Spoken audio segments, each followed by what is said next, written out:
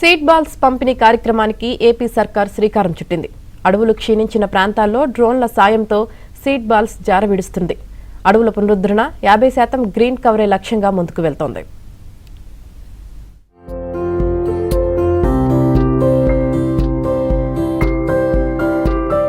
అటవీశాఖ ఉన్నతాధికారులతో deputy CM Pawan Kalyan సమావేశమయ్యారు. ఏపీ వ్యాప్తంగా సీడ్ బాల్స్ పంపిణీ, డ్రోన్ సాంకేతికత వినియోగంపై చర్చించారు.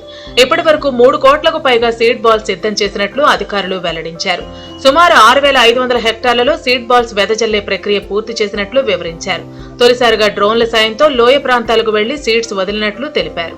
ఎల్నినో వల్ల ఏర్పడిన వర్షాభావ పరిస్థితులు సీడ్ బాల్స్ వెదజల్లే ప్రక్రియకు కొంతమేర ఇబ్బందులు కలిగించవచ్చని పవన్ తెలిపారు.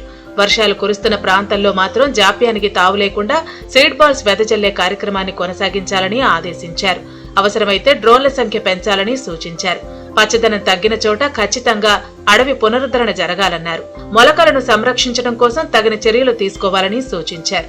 50% గ్రీన్ కవర్ సాధించాలన్న కూటమి ప్రభుత్వ లక్ష్యాల్లో సీడ్ బాల్స్ వెదజల్లే కార్యక్రమం అత్యంత ప్రధానమైనదని పవన్ తెలిపారు. దీంట్లో ఎవరు నిర్లక్ష్యంగా ఉండవద్దని పవన్ తేల్చి చెప్పారు.